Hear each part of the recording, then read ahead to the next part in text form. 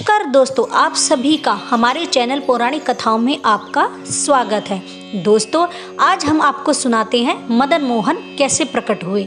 श्री मदन मोहन मंदिर वृंदावन का सबसे पुराना मंदिर है, जिसे 1580 में बनवाया गया था। लेकिन हम सबसे पहले मदन मोहन के शब्द के अर्थ को जानते हैं।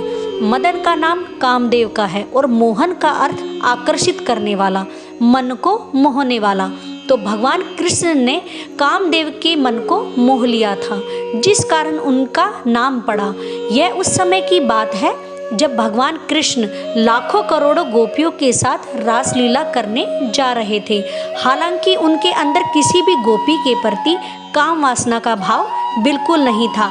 एक पुरुष को इतनी सारी स्त्रियों के बीच देख कामदेव भी वहां पहुंच गए और श्री कृष्ण के मन पर अपना जादू डालने का प्रयास किया, परंतु काफी प्रयास करने के बाद वे असफल रहे और खुद ही श्री कृष्ण की सुंदरता पर मोहित हो गए। इस प्रकार कामदेव को मोहने के बाद श्री कृष्ण का एक नाम श्री मदन मोहन पड़ा।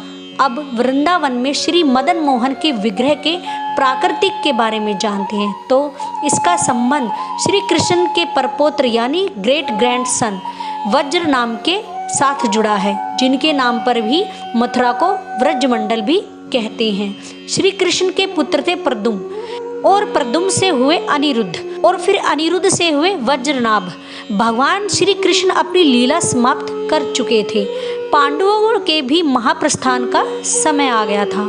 तो उस समय वज्रनाथ को संपूर्ण मथुरा का उत्तरदायी सौंप दिया गया। वज्रनाथ ने अपने दादाजी को, जो स्वयं श्री कृष्ण थे, उनकी लीलाओं और उनकी सुंदरता के बारे में बहुत सुना था। तो उनके मन में ऐसी इच्छा आई कि आगे आने वाली हर पीढ़ी उनका दर्शन कर सके और भगवान के सुंदर रूप का निरंतर स्मरण कर सके। वज्रनाथ ने श्री मदन मोहन के साथ अन्य 2 विग्रह भी बनवाए, जिन्हें हम आज श्री गोविंद देव श्री गोपीनाथ जी के रूप में देखते हैं। वज्रनाथ ने अपनी दादी रुक्मावती, जो प्रद्युम्न की पत्नी थी, उनसे श्री कृष्ण के बारे में पूछा, क्योंकि उन्होंने स्वयं कभी भगवान श्री कृष्ण को नहीं देखा था। तो वज्रनाथ ने शिल्पकार से एक विग्रह बनवाया और जब दादी रुक्मावती को दिखाया तो रुक्मावती ने उन्होंने कहा, इनके चरण कमल बिल्कुल ठाकुर जी से मिलते हैं। इसके बाद वज्रनाथ ने दूसरा विग्रह बनवाया। उसे देख रुक्मावती ने कहा कि इनका वक्ष स्थल बिल्कुल ठाकुर जी के समान प्रतीत होता है। इसके बाद वज्रनाथ ने तीसरा विग्रह बनवाया और जब उसे अपनी दादी को दिखाया तब बहू होने के नाते अपने ससुर के मुख को देख के थोड़ा शर्माते हुए बोली, इस विग्रह का मुख बिल्कुल ठाकुर जी के समान दिखता है। तो यह वही तीनों विग्रह है जिन्होंने इन्हें 5000 वर्ष पूर्व स्थापित करवाया, जिनके चरण ठाकुर जी के समान हैं। और वो प्रथम विग्रह मदन मोहन जी का है, जिनका वक्ष स्थल ठाकुर जी के समान है, वो गोपीनाथ जी का है। और इसके बाद जिसके मुख श्री कृष्ण के समान है, वो राधा गोविंद देव जी का मन है। ये तीनों विग्रह गौड़ीय संप्रदाय के प्रमुख विग्रह हैं। वज्रनाथ ने इन विग्रहों के अलावा और कई विग्रहों की स्थापना संपूर्ण 84 कोस मथुरा मंडल में करवाई थी, परंतु काल के प्रभाव से सभी विग्रह धीरे धीरे लुप्त हो गए। कई विग्रह तो मुगलों के आक्रमणों के चलते नष्ट हो गए। वहां के निवासी उस स्थान को छोड़कर जाने लगे, लेकिन भगवान श्री कृष्ण के सेवकों ने स्थानों को छोड़ने से पहले कई विग्रहों को भूमि में दबा दिया, ताकि हर हाल में सुरक्षित रहे। उन्हें आशा थी कि कभी न कभी कोई भगवान का परम भक्त विग्रहों का पता लगा लेगा। कई वर्ष बीत जाने के बाद वृंदावन जंगल जैसा बन गया। भविष्य में फिर एक ऐसा समय आया जब महान वैष्णव अद्वैत आचार्य जी ने वृंदावन में अद्वैत वट, जो अद्वैत टीले के पास ही है, के नीचे से भगवान की कृपा से श्री मदन मोहन जी के विग्रह को प्रकट किया। उन्होंने श्री मदन मोहन जी की सेवा हेतु उन्हें एक चौबे परिवार को सौंप दिया। ब्राह्मण चौबे अपनी पत्नी और एक बेटे सदन के साथ रहते थे। उनकी पत्नी अपने दोनों बेटे मदन और सदन को एक समान प्रेम करती थी। उनके प्रेम को देखकर भगवान मदन प्रकट होकर उनके बीच एक समान बालक की तरह लीला करते थे। एक बार वृंदावन से वैष्णव सनातन गोस्वामी जी भिक्षा मांगने के लिए आए, जो वृंदावन से रोज मथुरा मधुकरी लेने जाते थे। सनातन गोस्वामी चैतन्य महाप्रभु के प्रमुख शिष्य थे और उनके ही आदेश से वृंदावन पधारे थे, ताकि वृंदावन में कृष्ण जी की लीला स्थली और अन्य तीर्थ स्थलों को पुनः प्रकट कर सके, जो वक्त के साथ लोगों की नजरों से लुप्त हो गए थे।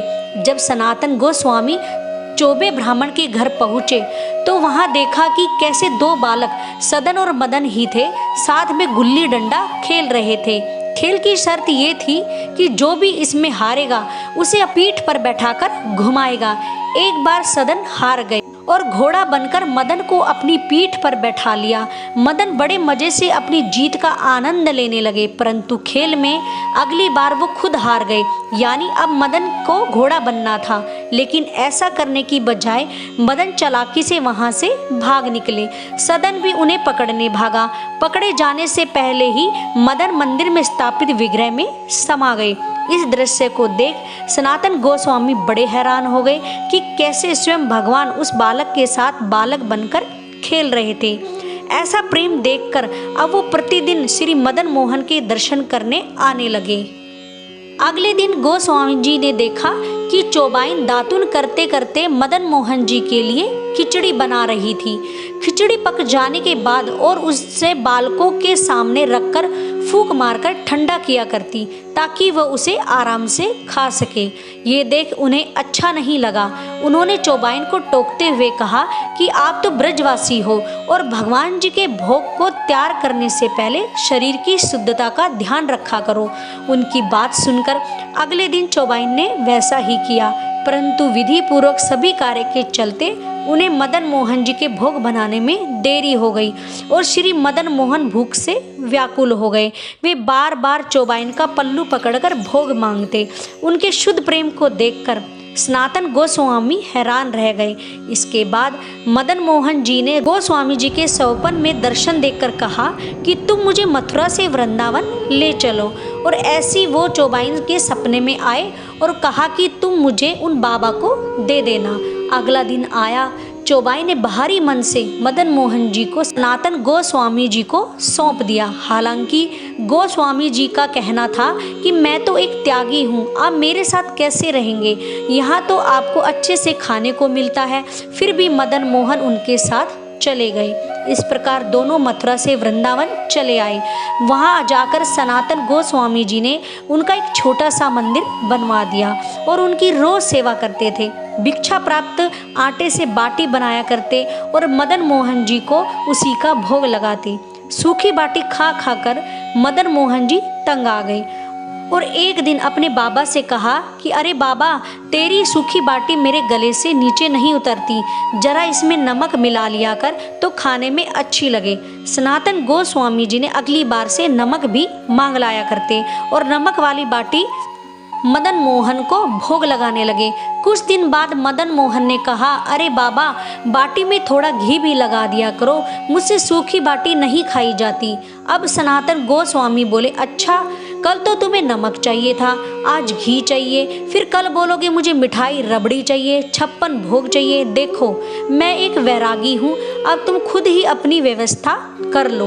उनकी बात को मदन मोहन ने गंभीरता से ले लिया। फिर हुआ यह कि एक दिन रामदास कपूर, कहीं से कृष्णदास कपूर कहा गया, जो एक व्यापारी नमक से भरी अपनी जहाज आगरा लेके जा रहा था और उनकी जहाज यमुना नदी से होकर निकलती थी, परंतु काली दह घाट के पास रतीले तट पर उनकी जहाज फंस गई। व्यापारी को चिंता हुई कि कहीं उनकी जहाज को कोई लूट कर ना ले जाए। सहायता मांगने हेतु वो सनातन गोस्वामी जी के पास आए और उन्हें पूरी बात बता दी। साथ ही बताया कि वे अपनी जहाज पर ढेर सारा नमक लेकर जा रहे हैं। नमक का नाम सुनते ही सनातन गोस्वामी जी समझ गए कि यह किसकी चाल हो सकती है।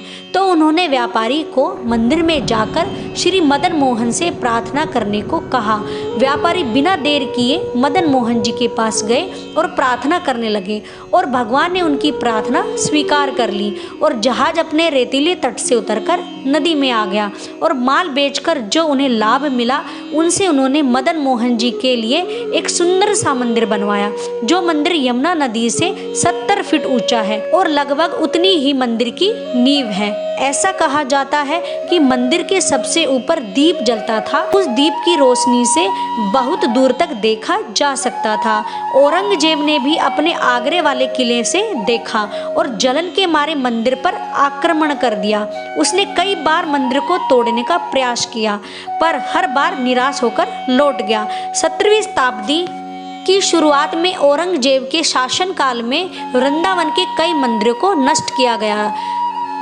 तारियों ने फिर से विग्रह को सुरक्षित किया और आक्रमण के कारण श्री मदन मोहन के विग्रह को राजस्थान के करौली गांव में लेके गए, यानी करौली में श्री मदन मोहन के मूल विग्रह को विराजमान किया गया और वृंदावन में राधा रानी और ललिता सखी के संग प्रतिभू के विग्रह को विराजमान किया गया, जबकि राजस्थान के जयपुर में श्री गोपीनाथ जी और श्री गोविंद देव जी के विग्रह अपने संबंधित नामों वाले मंदिर में विराजमान है।